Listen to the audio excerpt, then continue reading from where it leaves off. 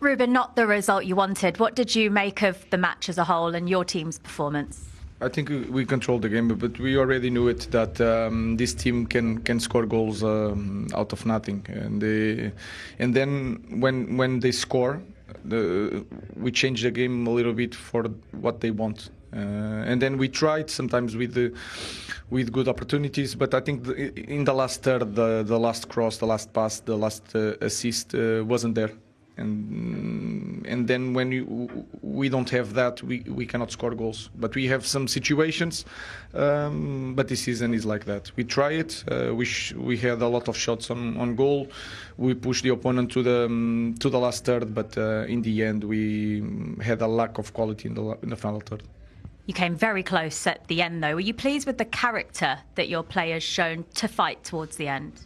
Of course, but we need to win games, and I think we deserve more in this game. That is clear.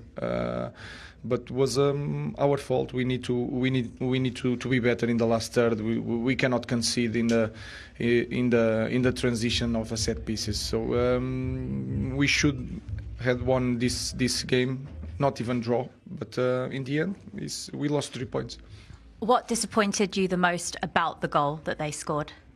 Everything, because you know the characteristics of the team, and you know that one goal can put them in a situation that they love, for more space for transitions, and we have to score 2 goals to win a match. So that is frustrating because it was in the beginning of the game. So we changed the game and we helped them to win 3 points.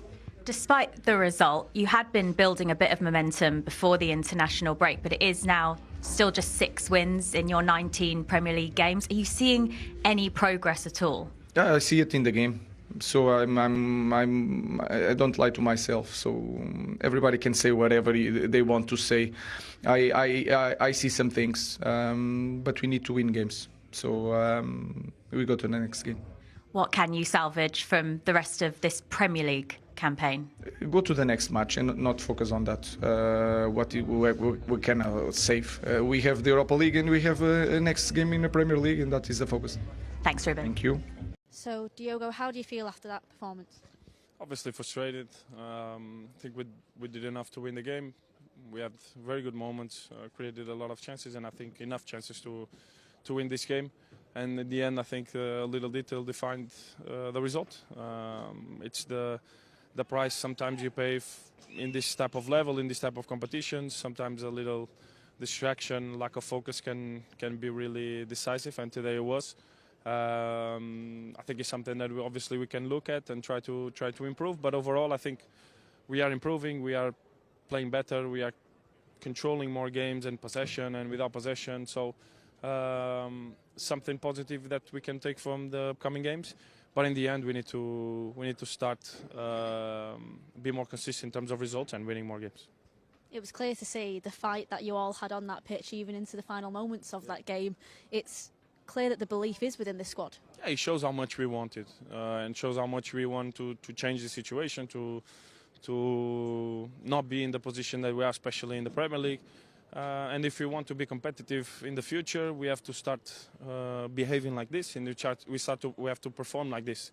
Then I think the results will come in the end. But these little bits will have to come first if you want to be competing. If we want to compete for the Premier League and the biggest titles, we have to start creating these habits and then try to be consistent on that. And then I think the results will come by itself. We still have to suffer a little bit, but in terms of trying to get out of this situation and trying to improve, I think we are on the right track. Finally, we have a few days before the game at the weekend, City at home. What needs to be done before then? Recover well. Those who didn't play, train really well, prepare the game like we normally do. And then on Sunday, I don't think there's much to say. It's a derby. We have to win it, play with our fans. I think the atmosphere will be unbelievable. So really excited now. We just have to focus on that game. So Ruben, how do you feel after that performance? It's really frustrating. Sometimes you lose a game, but you feel the opponent is better than you. I think it's easier to move forward. Today, I think we were the better team. We suffer a goal and put the opponent in the position that they want to use transitions, to defend with a lot of men. We create chances, but I felt like we had a lack of quality in the final third. We have to improve on that. You always speak about the belief that we have to fight until the end, and we've seen that even around the 80th minute, Lenny Yoro had an unbelievable tackle on Anthony Elanga, a great block just moments after two. Moments like that keep us in the game, and it shows the fight and determination in this squad. Of course, but that is we have to be demanding in that aspect, and we are improving. We are improving the way we play football. We have to improve the way we score goals. That is a characteristic that we need clearly to improve to win football matches. We've seen as well Mason Mount. He hasn't played since the derbies last December. However, he's shown that he's great as an impact to come back on. How delighted are you with the squad depth that you now have to have those extra options to bring on and attack the game? That is really important. We can push the games until the end and try different things to win football matches.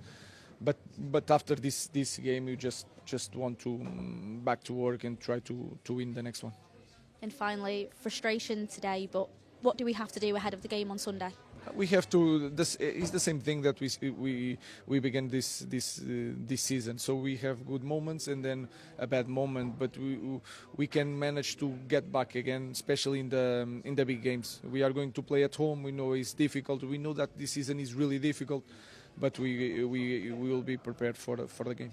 Paul Scholes claims Sir Jim Ratcliffe and Man United's owners are begging for financing to build new stadium as club legend warns fans not to be gullible. Paul Scholes has slammed Manchester United by claiming the club is begging a little financially, despite having been known for many years as one of the richest clubs in football.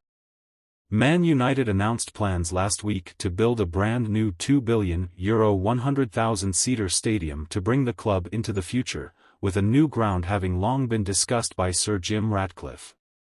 But it comes at a time when morale around the club is low, with United struggling down in 13th place in the Premier League and struggling for any consistency or form in the early stages of the Ruben Amorim era.